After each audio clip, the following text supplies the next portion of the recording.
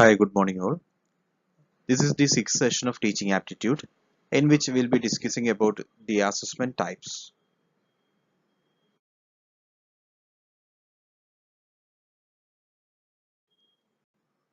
Let me give you a brief about assessment. Assessment is the process of gathering quantitative and qualitative data on students' knowledge. That is, what he can do and how much the student has learned in order to improve his knowledge and his learning. Therefore, the vital components of assessment are gathering of data, analyzing of data, interpreting of data. So assessment starts from gathering, then the data gathered will be analyzed in such a way that the students' knowledge will be interpreted and that will lead to ultimate improvement. Let's see the different types of assessment. Assessment can be classified into different types, which includes formal assessment, informal assessment, formative assessment, summative assessment, diagnostic assessment, traditional assessment, authentic assessment. Now let's go through each one of these. Formal assessment. These are based on data which support the conclusions made from the test. These tests are usually referred as standardized tests or measures. Such tests are tested before on students and have statistics which supports the conclusions that is derived from the test. That means, for example, a student is reading well, reading above average, reading below average. Such conclusions can be derived from the formal assessment. In simple words, formal assessment means in order to find out whether the students are performing well or are they below average. Such conclusions can be derived from conducting formal assessment.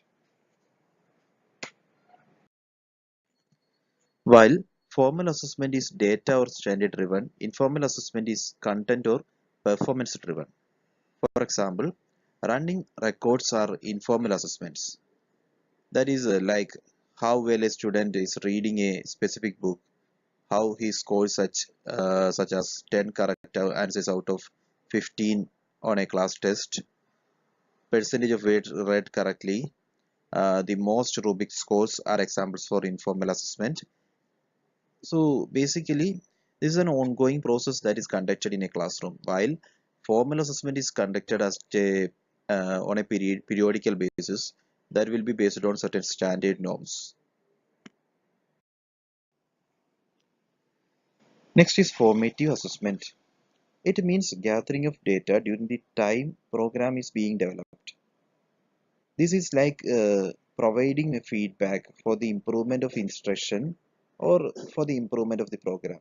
That means teacher is collecting feedback from students in order to improve the structure of the entire teaching program.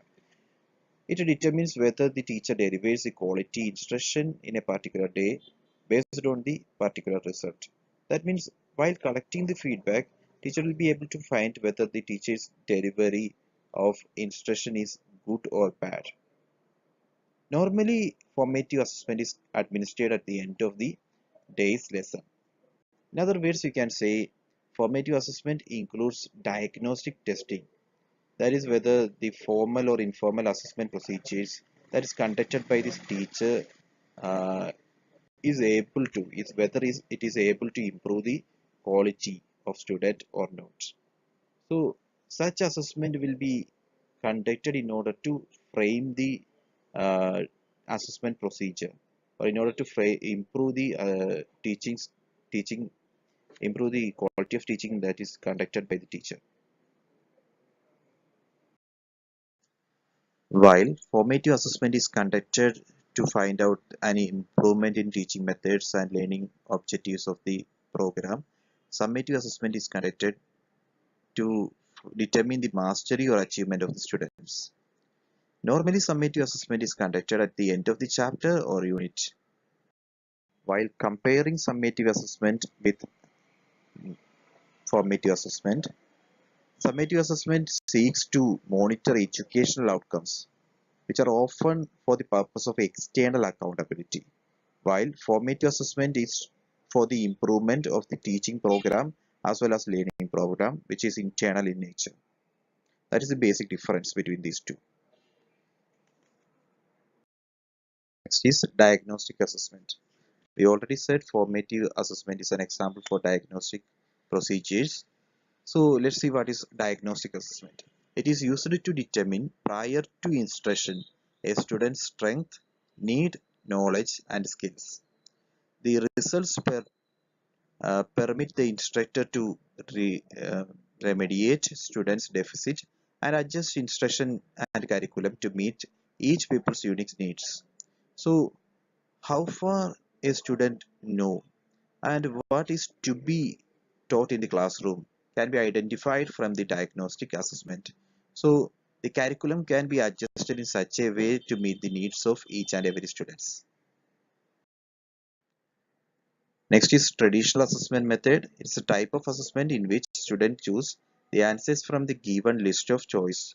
It is MCQ type questions are the typical example for traditional assessment. Students are expected to recognize that in this assessment there is only one correct answer. Paper and pencil test is an example for paper and pencil test.